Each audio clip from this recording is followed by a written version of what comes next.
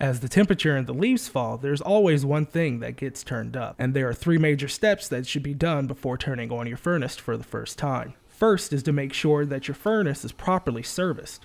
Check all the safeties, make sure they're operating properly, check the furnace for efficiency, make sure it's gonna go good gas pressures, make sure it's not gonna cost you an arm and a leg to run. The second step is to make sure that you test all smoke and carbon monoxide detectors. The older your furnace is, the bigger the threat.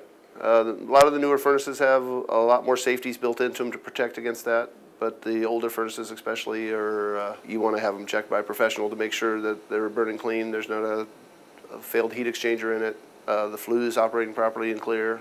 Because your furnace hasn't been used in a few months, there's usually a strong odor that comes out of the vents. Yes, that is a normal problem we get a lot of calls on. If you're really concerned, it's better safe than sorry, call and have it checked.